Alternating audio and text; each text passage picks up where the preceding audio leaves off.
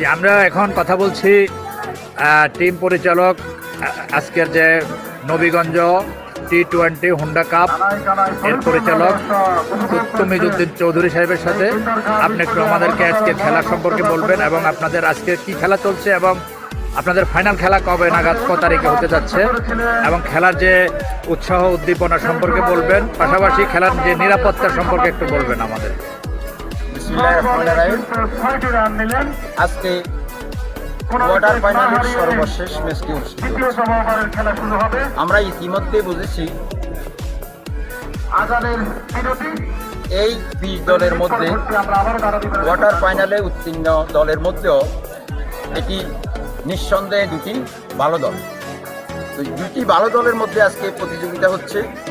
এখানে আজকে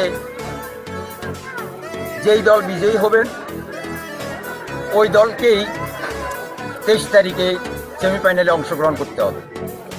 তবে আজকের বিষয় হলো একটি আম্পায়ারের কল নিয়ে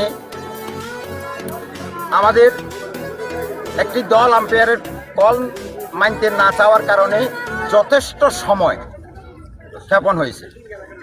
এখন যে 20টি ওভারে খেলার প্রথম ওভার মাত্র খেলা চলছে, এখন সময় এমন এক পর্যায়ে পৌঁছেছে যেটা আসলে 20 ওভার খেলার মতো কোনো অবস্থাতেই উপযোগী নয়। যাই হোক, সব কিছু মীমাংসা হয়ে যখন খেলাটা শুরু হয়েছে, ক্রিকেট আইনে যদি আলো স্বল্পতার কারণে আমরা করতে না পারি, কোনো সিদ্ধান্তে বুঝতে না পারি, তাহলে সেটা যদি আলো স্বল্পতার কারণে খেলাটি শেষ না হয়, ক্রিকেট আইনে যে সিদ্ধান্ত হয় সেটা আমরা অবশ্যই মেনে নেব। এটা হলো আজকে খেলার সবচেয়ে এই অসুবিধার দিক, সেটা আমরা বলছি। এটা হলো ক্রিকেট আইনে যেটি হয় সেটি আমরা মেনে নেব, কারণ আলোর স্বল্পতা রয়েছে।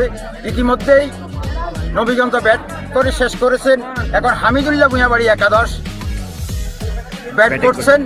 খেলা অত্যন্ত প্রাণবদ্ধভাবে দর্শকরা উপভোগ করছেন। আর আমরা বিশেষ করে আমি হামিদুল্লাহ ভূঁইয়ার বাড়ির পক্ষে টিম ম্যানেজার এবং নবীগঞ্জের পক্ষে আমাদের বাহার ব্যাংকার সাহেব, আমরা দুজন এই টুর্নামেন্টটি যেমন আয়োজন করেছি তেমনি এই টুর্নামেন্টটি যেমন আয়োজন করেছি, আমাদের জিতার চাইতে সবচাইতে আমাদের লক্ষ্য থাকবে যেন সুন্দরভাবে টুর্নামেন্টটি শেষ করতে পারি, শৃঙ্খলার মাধ্যমে শেষ করতে পারি। আমরা আশা করি আগামী 25 তারিখ আমাদের ফাইনাল খেলা হবে।